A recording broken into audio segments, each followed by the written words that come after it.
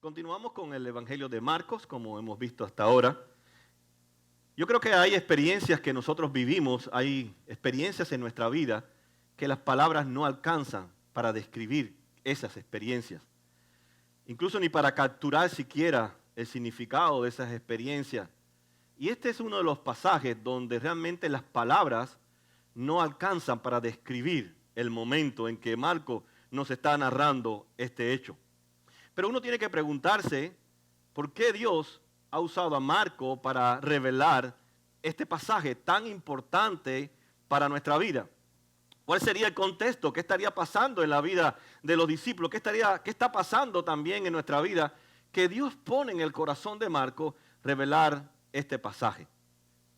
Dios quería darnos a conocer, tantos a ellos como a nosotros, que había un problema en la vida de sus discípulos y en la vida de nosotros. Tanto ellos como nosotros hemos sido afectados por este problema que hay en nuestra vida, que nos podemos dar cuenta de generación entre generación y a través de toda la historia de la iglesia. Ha venido teniendo este problema, ha tenido que luchar con este problema. Y no cabe duda que el problema que tenían los discípulos es que realmente ellos subestimaban la gloria de Cristo. Ellos desvaloraban la gloria de Cristo. Al igual que nosotros en nuestra vida cotidiana, no valoramos la gloria de Cristo. Incluso ellos vieron la gloria de Cristo.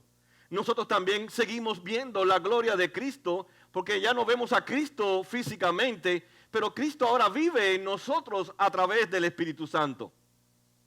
No cabe duda que este pasaje nos enseña que la perspectiva que yo tenga de la gloria de Cristo va a dar forma a la forma que yo voy a vivir. No solamente ellos, sino también a mí. La gloria de Cristo entonces va a cambiar totalmente en la forma en que yo voy a ver la vida, en la forma en que yo voy a relacionarme con los demás, aún en la forma en que yo voy a aspirar a algunos sueños de mi vida. Pero damos cuenta a través de este pasaje que así los discípulos como nosotros continuamos con el mismo problema de la gloria de Dios. Jesús hasta ahora ha venido recordándoles a sus discípulos cuál es su identidad. De que Él los ha llamado para seguirlo y para convertirse en esos instrumentos de la obra de Dios al extender el Evangelio. Y que ellos son llamados a ser sus discípulos, pero aún sus discípulos no han entendido el gran problema que ellos tienen, que es la gloria de Dios. Y Jesús quiere realmente formar la vida de sus discípulos y que ellos puedan entender la gloria de Dios. Hasta este entonces Jesús ha usado dos medios. Ha usado las dificultades como las tormentas.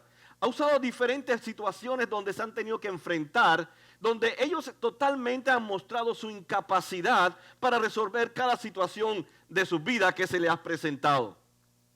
Y todo este despliegue de la gloria de Cristo, nos damos cuenta que aún los discípulos no están preparados para las cosas a las cuales Jesús les ha llamado. En vez de tener fe, ellos tienen miedo. En vez de estar orando, ellos están durmiendo. Nos damos cuenta que minimizan la gloria de Cristo, no le dan un valor a la gloria de Cristo y vemos que hay un problema en la vida de ellos. Y estos van a ser los hombres que empujarán el Evangelio a tal punto que nos ha llegado hasta el día de hoy. Los discípulos tenían dificultades y en cada dificultad Jesús les daba un destello de su gloria para que ellos pudieran entender que tenían un problema con la gloria de Cristo. Por eso no podían negarse a sí mismos, porque tenían un problema con la gloria de Dios. Por eso el desafío que hablamos la semana pasada, que Jesús les dijo, lleven su cruz, pero tienen que negarse a sí mismos. Ellos no podían hacerlo porque no entendían la gloria de Dios. Y Marcos nos presenta este pasaje en este contexto donde cada uno de nosotros tenemos problemas con la gloria de Dios. Usted se va a dar cuenta que en su encuentro con Cristo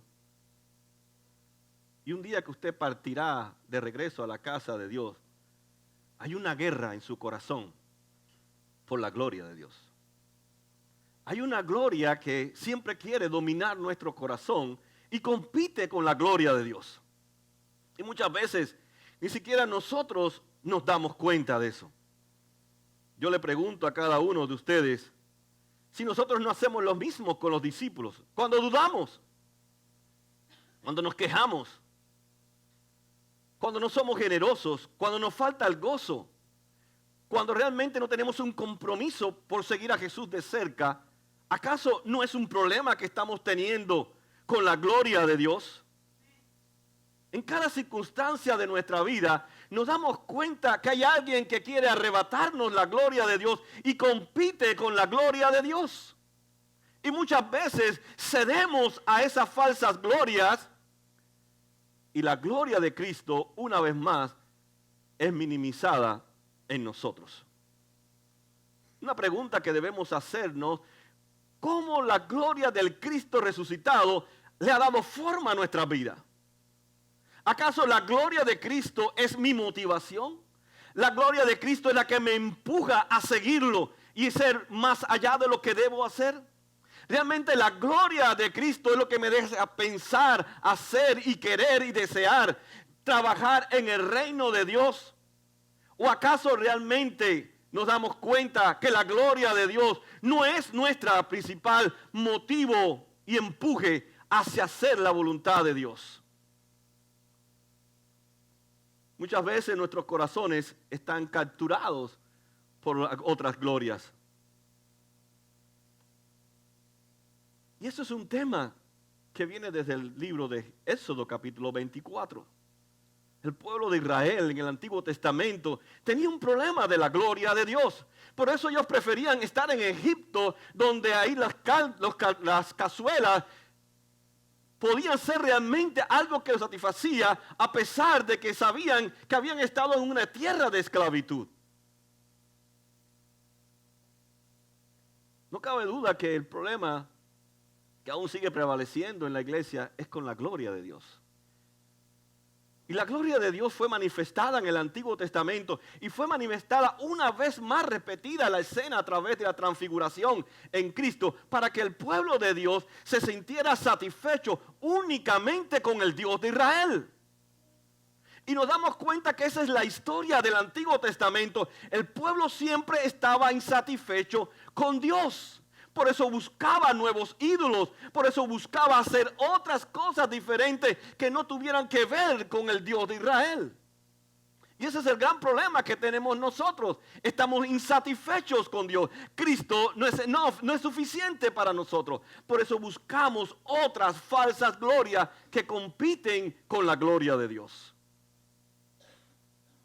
Hoy quiero empezar este tema de la gloria de Dios que el mismo Jesús trae a sus discípulos en el versículo 11 para poder entender. Y dice: ¿por qué dicen los maestros de la ley que Elías tenía que venir primero? Le preguntaron. Sin duda Elías ha de venir primero para restaurar todas las cosas, respondió Jesús. Pero entonces, ¿cómo es que está escrito que el Hijo del Hombre tiene que sufrir mucho y ser rechazado? Pues bien, les digo que Elías ya ha venido y les hicieron todo lo que quisieron, tal como está escrito de él. Es interesante la forma majestuosa que Dios nos trae el tema de la gloria de Dios a través de Marcos. Aunque muchas veces es un poco misterioso, porque Dios a través de Cristo está relacionando su gloria con una experiencia del Antiguo Testamento de Elías, de un profeta muy conocido en el Antiguo Testamento. Y Jesús está diciendo: ustedes están preocupados por Elías, le voy a hablar de Elías, pero después que le hable de Elías, voy a hablarles de la gloria del Cristo que está por encima de Elías. Y esa era esa preocupación, porque lo que decían y enseñaban los maestros de la ley es que antes que el Mesías viniera, vendría Elías. Como está escrito, el Hijo del Hombre tiene que sufrir y ser rechazado. Pero Jesús introduce un nuevo tema. Ellos están preocupados por Elías, pero Él le habla ahora del sufrimiento del Hijo de Dios. Jesús aprovecha para hablarle entonces de Elías, pero también del sufrimiento del Mesías. Pero no entenderíamos por qué Jesús menciona a Elías, que vendría antes que él. Si vamos a Mateo 17:11, allí el Evangelio de Mateo nos da la respuesta. Dice: sin duda Elías viene, dice Mateo, y restaurará todas las cosas, respondió Jesús.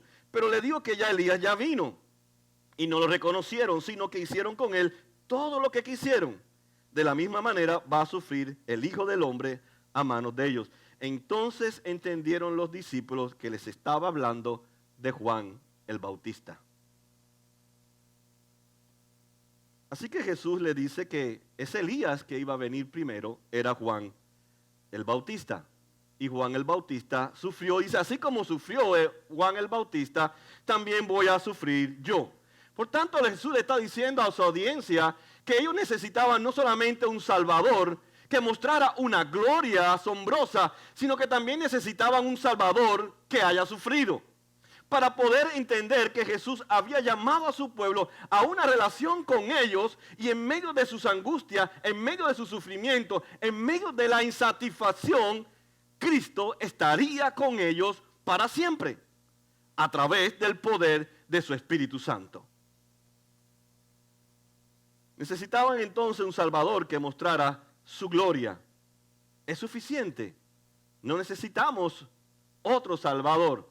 Pero también necesitaba entender el pueblo de Dios que necesitamos saber que hay un Cristo que ha sufrido.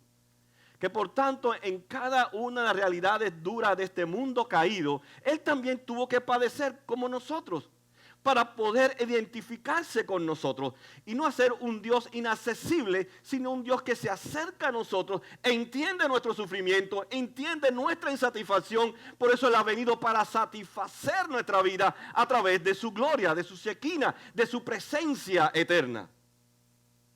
No necesitamos nada ni a nadie más que a Cristo para estar satisfechos. Marco entonces conecta esta transformación de Cristo delante de ellos, esta transfiguración delante de ellos, para que nosotros podamos entender que la gloria de Dios solamente estaba predestinada o determinada para aquellos que iban a conocer a Cristo, que iban a tener una relación con Cristo. Por eso pone el ejemplo de Juan, de Pedro y de Jacob. Los tres personas que más tuvieron relación con Cristo y que se movieron en las experiencias más íntimas de Cristo para que ellos pudieran entender que en Cristo ellos estaban completos. Pero también hay una parte que causa un poco de duda. Dice que no sufrirán la muerte sin antes haber visto el reino de Dios llegar con su poder. Pero es algo interesante, Jesús también habla en el versículo 2, dice, 6 días después. No sé si usted sabe, si usted lee los evangelios o lee la Biblia no es una Biblia, un libro de cronologías, más bien es de énfasis y de temas. Y Marco en este capítulo usted nota en la transfiguración que cambia de un lado hacia otro, y ahora dice 6 días después, Jesús subió entonces a la montaña y se unió con sus 3 discípulos, y ahí apareció Moisés y apareció Elías. Jesús entonces está hablando que Él es el reino, Él es el poder de ese reino, Él es el que cambia y transforma en ese reino. Y ese es el mensaje que Jesús quiere traer a través de la transfiguración, a través de mostrar su gloria. El único que puede cambiar y transformar nuestra vida es la presencia gloriosa de Cristo, el cual va a satisfacer todas nuestras vidas. Es una imagen muy linda lo que Marco nos está presentando. Es de la santidad de Dios a través de estas vestiduras blancas resplandecientes, mostrando que la santidad de Dios es parte de su gloria. Y esa gloria que va a llegar a nuestra vida no va a ser santo como Dios es santo. Por tanto, estar satisfechos con la gloria de Dios es vivir una vida en santidad, una vida no siendo bueno, sino una vida que va a ser transformada constantemente por el poder de la presencia única de Dios en Cristo Jesús. ¿Por qué es importante entonces que Jesús haya mostrado esta transfiguración delante de sus discípulos? Hay 2 aspectos muy importantes. Primero quiere hacer énfasis una vez más en su persona y en su obra. Él es el Hijo de Dios. Pero Él también es el Hijo de Dios que tiene que sufrir, que tiene que morir por nosotros. Y necesitamos esa combinación de la personalidad de Jesús, de ese Salvador que nos rescata, de esa falsa gloria, pero también del Cristo que ha sufrido por causa de nosotros, en lugar de nosotros, para que esa insatisfacción sea ahora nuestra satisfacción. Deberíamos ser el pueblo más satisfecho, porque tenemos un Dios Salvador glorioso que nos ha mostrado su despliegue de poder para que no tengamos que buscar nada fuera de Él. Pero a la misma vez nos enseña un Dios que ha sufrido para que en los momentos de angustia de cada uno de nosotros podamos correr a Él y no hacia esas falsas glorias. Y ese es el problema que tenemos nosotros. Cuando vienen las dificultades, buscamos falsas glorias para satisfacer esas necesidades. Y Jesús dice, yo he sufrido como tú has sufrido. Yo he padecido en un mundo caído como tú estás padeciendo para que tú corras hacia mí. Porque el único que puede satisfacer tu vida y mi vida es Cristo Jesús. Es por eso que podemos confiar en las promesas de Dios. Es por eso que cada promesa de Dios en su soberanía se cumplen en nosotros por su gloria. Porque Él ha prometido satisfacer cada una de nuestras necesidades conforme a su gloria. Necesitamos entonces entender que necesitamos ese Salvador que nos revele su gloria, que debemos estar satisfechos en Él. Porque muchas veces minimizamos la gloria de Dios. Y nuestros corazones, cuando minimizamos la gloria de Dios, cuando nos sentimos insatisfechos con Cristo y con lo que Cristo ha hecho, entonces nuestro corazón se va detrás de falsas glorias. Y buscamos falsas glorias. Voy a ponerle un ejemplo, hoy muy típico en la sociedad en que vivimos. Tal vez no nos percatamos, pero buscamos respeto, buscamos aceptación, buscamos realmente que nos aprecien la gente. Principalmente nuestros cónyuges, nuestras esposas, nuestros esposos, nuestros amigos. Y sin embargo, sin darnos cuenta, nos percatamos que nosotros usamos a estas personas como nuestros mesías. Se convierten en nuestros mesías porque buscamos su aprobación, buscamos su aprecio y hacemos cosas que realmente van en contra de lo que nuestros padres o nuestro esposo o nuestra esposa nos han dicho o lo que la palabra de Dios nos ha enseñado. Y no podemos vivir sin la aceptación de un hombre o una mujer, sin un ser humano. Si nos damos cuenta, eso es una falsa gloria. Porque ningún hombre, ninguna mujer puede satisfacer totalmente nuestra vida, solamente Cristo. Y es por eso que vemos jóvenes, mujeres, hombres que se suicidan. Se quitan la vida porque el hombre o la mujer lo ha abandonado o porque sus amigos o el novio lo ha abandonado. Y ya la vida no tiene sentido. Es porque tú has puesto tu satisfacción en esa persona y esa ha sido tu falsa gloria. Y es algo tan común en nuestra época. Tristemente a veces sé que las mujeres dependen más financieramente de los esposos porque ganan más o tienen mejores trabajos. Y la mujer tristemente tiene que buscar constantemente la aceptación del marido para poder mantener la familia, etcétera, etcétera. Pero va en contra de la gloria de Dios. Porque mi satisfacción no está en una persona, está en Cristo que está por encima de esa persona. Buscamos también glorias en el trabajo, buscamos posiciones, buscamos títulos, buscamos posesiones, buscamos placer, logro, buscamos diferentes glorias y ninguna de ellas pueden competir con la asombrosa gloria de Cristo. Necesitamos entonces constantemente que Dios nos recuerde y nos revele su gloria, que ninguna otra gloria puede competir con la gloria de Cristo. Por eso nuestros corazones tienen que ser rescatados continuamente de esas falsas glorias. Y quiero que te pregunte, ¿qué falsa gloria está compitiendo con la gloria de Cristo? Porque se adueñan glorias falsas de nuestros corazones. Por eso dije que hay una guerra de gloria que quiere capturar mi corazón para eliminar la gloria de Dios.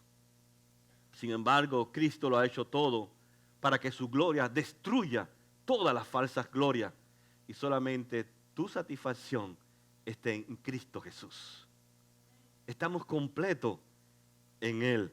Podemos relacionarnos con Él a través de su justicia en la cruz del Calvario. Él ha ganado, ha recuperado lo que nosotros rompimos en buscar otra falsa gloria. Eso fue lo que hizo Adán y Eva. Satanás le dijo, sabe que si tú me obedeces, yo te voy a ofrecer una gloria. Tú vas a ser como Dios. ¿Y qué hizo él? Fue capturado por la falsa gloria. Y ahí vino la caída. La gloria de Dios era suficiente para Adán y para Eva, pero buscaron falsa gloria y a partir de Adán todos estamos detrás de falsas glorias. ¿O no es verdad? Estamos, por ejemplo, aquí dicen el sueño americano, es la pesadilla americana, la casa. Después de 10 años comienza a romperse los aleros, te empieza a salir el agua. Comienza entonces uno, ¿dónde saco el dinero para poner el techo que cuesta $40,000? Seguro no me quiere pagar, tengo que poner las telas azules esas que ponen la gente. Y así, no es que no pueda tener una casa, pero la gente en el sueño americano, esa es la gloria, tener una casa. Cuando llegué a este país, la gloria era tener un transportation. Ahora es tener un carro del año. Y nadie quiere andar en transportation. ¿No se da cuenta que muchas veces reemplazamos la satisfacción en Cristo? No es que tener eso es malo, pero eso no puede ser lo que llena mi vida. Si lo tengo, amén. Si no la tengo, sigo en mi apartamento y con mi transportation que mato todos los mosquitos de Hialeah porque suelta tanto humo que hago un buen trabajo. Fumigo aunque sea la ciudad. Yo recuerdo que nosotros cuando llegamos de Cuba teníamos un carro que ya ni existe. Y cada vez que llegaba al banco, le hacía un buen trabajo en el banco. Por lo menos si no robaban porque los ladrones huían. Se llenaba todo de humo el banco por fuera. Porque quemaba mucho humo el carrito. Pero yo estaba contento en mi carrito. Yo cerraba las ventanillas. Todo el mundo tenía que cerrar las ventanillas, por eso ahogaban. Pero estaba haciendo realmente la voluntad de Dios. No podía comprarme un carro del año. Le daba gracias a Dios hasta que Dios permitió que se fundió y me pude comprar uno mejorcito. Pero mi satisfacción siempre fue Cristo. Si pude tener el auto, amén. Pero no piense que esa es su satisfacción. Su satisfacción está en Cristo Jesús. No es su satisfacción, no es la familia. Su satisfacción es Cristo Jesús. Y le da gracias por su familia. No busca la satisfacción en su familia, sino en Cristo. Para que esa satisfacción se vea en su familia, se vea en su trabajo, se vea en la universidad, se vea donde quiera que vayamos, se vea que nos sentimos satisfechos. Cristo es suficiente. Él lo ha hecho todo por nosotros. Para eso mismo, para que nosotros no busquemos fuera de Él esas falsas glorias.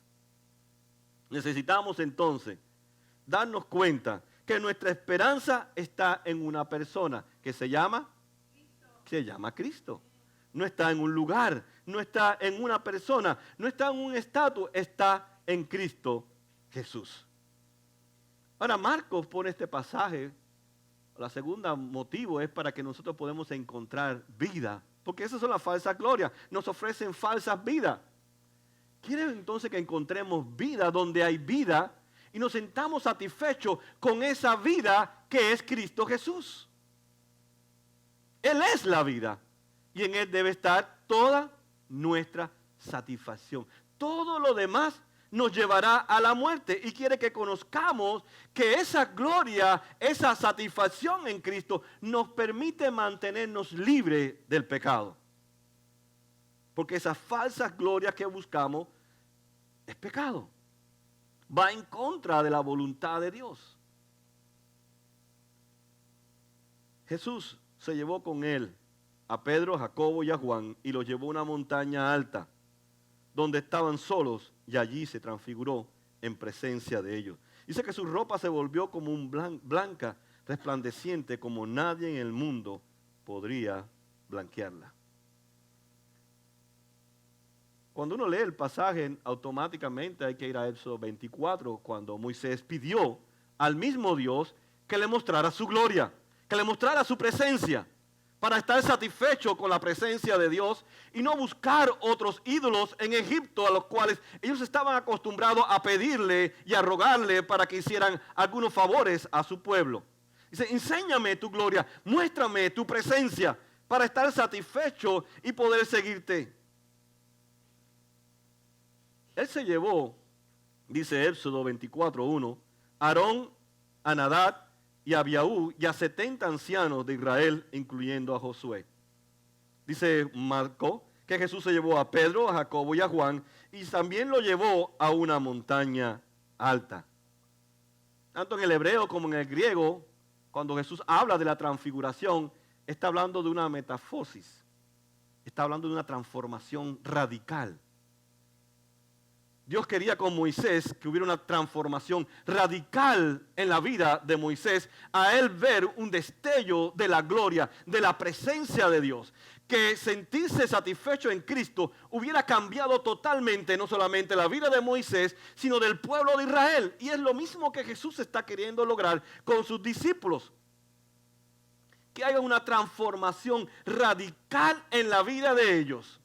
Y que ellos no van a encontrar, como dice Jesús, en ningún lugar una persona que pueda limpiar los vestidos hasta el punto que sea tan emblanquecido como solamente Jesús puede hacerlo. Por eso Jesús invita al pueblo de Israel y invita a sus discípulos y nos invita a nosotros a solamente buscar en Él lo que nosotros necesitamos para ser cambiados y transformados a la imagen de Dios. Ningún programa, ningún sistema puede cambiar la vida de la gente, solamente la presencia de Cristo. Solo Jesús puede hacer el cambio radical en nuestra vida para vivir no solamente en santidad, sino vivir satisfechos con Cristo Jesús. Dice que se le aparecieron Elías y Moisés y conversaban con Jesús. ¿Por qué estos dos personajes? Bueno, uno representa la ley, Moisés, y Elías representa a los profetas. Indicando entonces Jesús que Él es el cumplimiento de la ley, Él es el cumplimiento de todas las visiones de los profetas. Así que no tienen que buscar nada más por ahí, porque Él es el que cumple la ley y todas las visiones que le fueron dadas a los profetas. En Él está todo.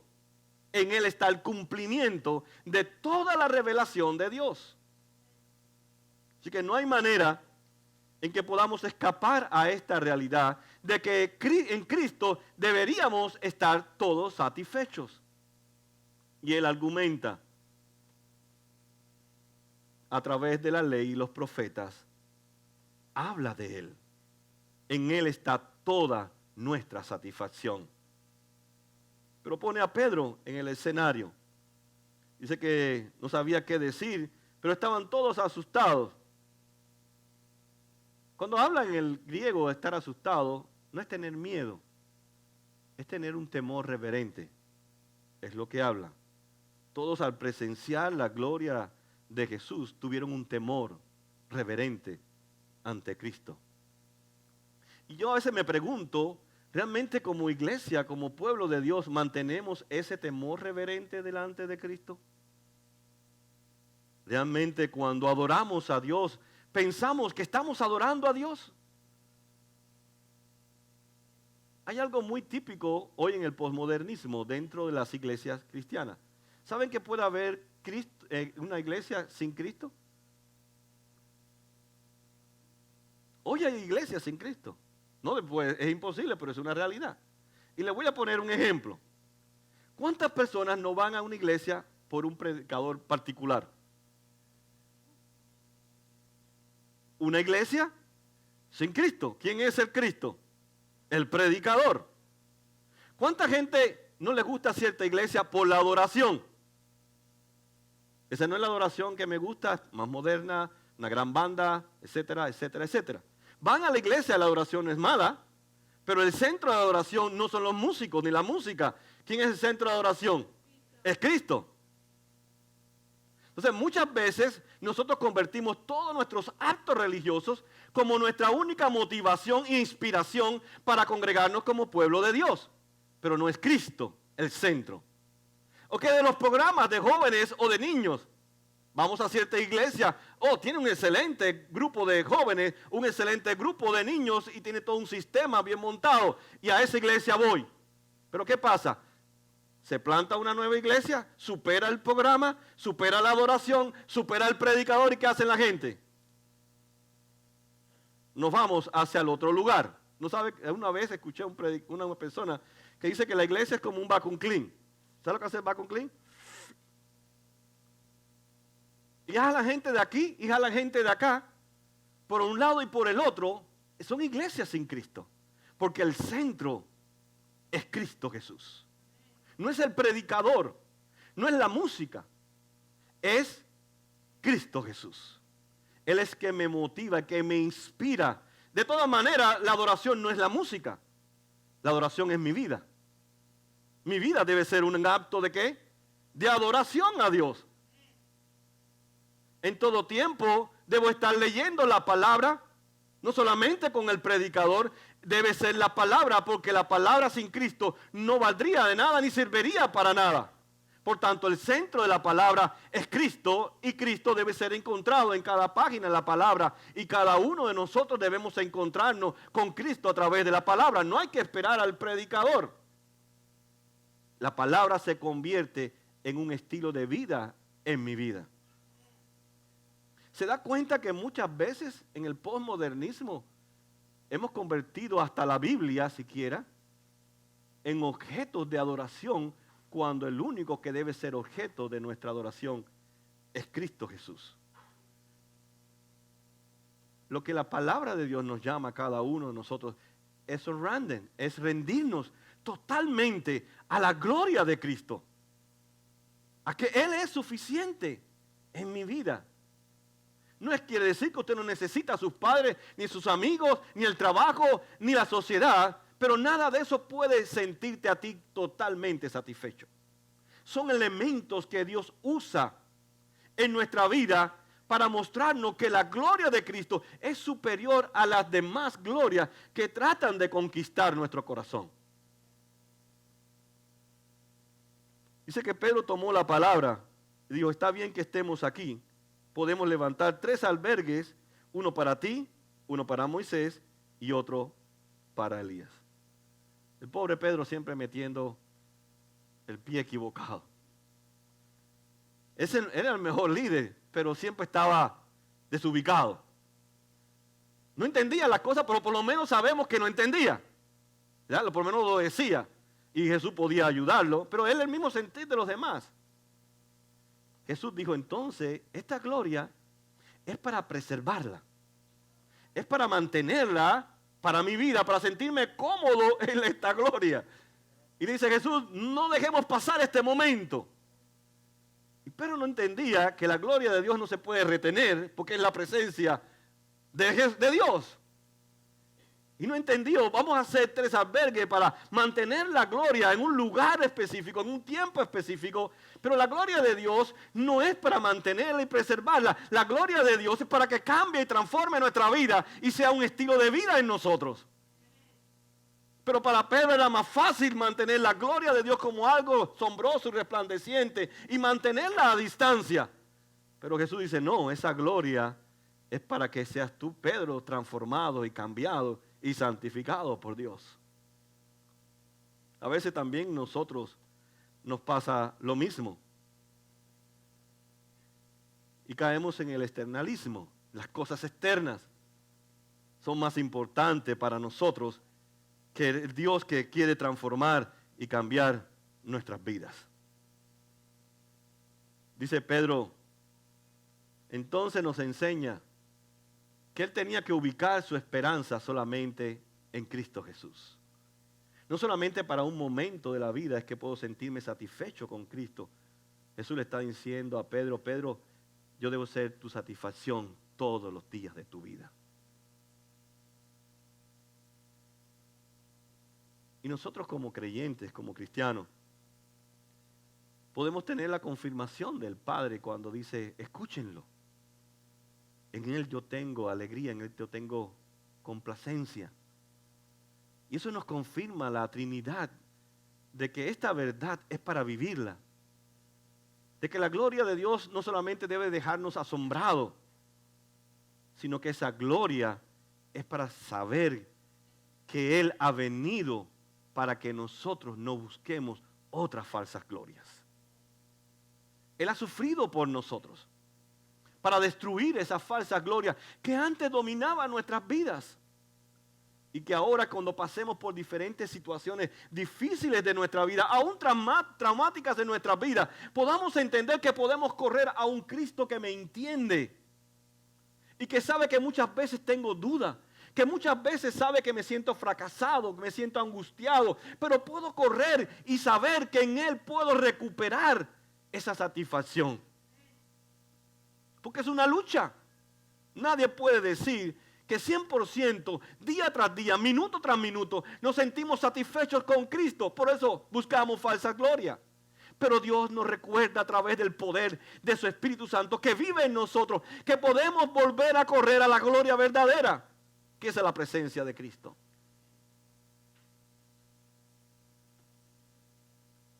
Jesús les dice a ellos, antes de terminar el pasaje, no le cuenten a nadie.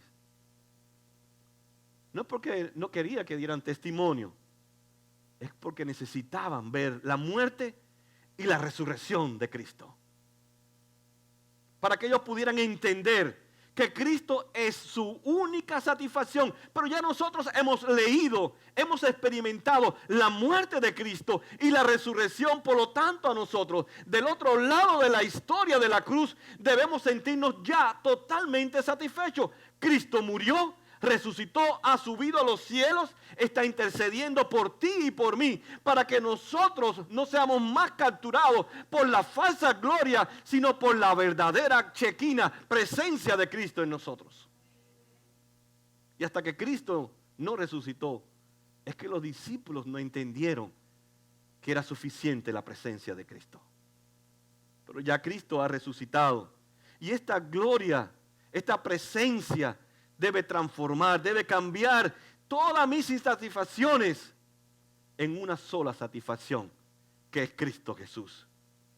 No solamente es para comprender esta gloria, sino es para vivir todos los días de nuestras vidas satisfechos con Cristo.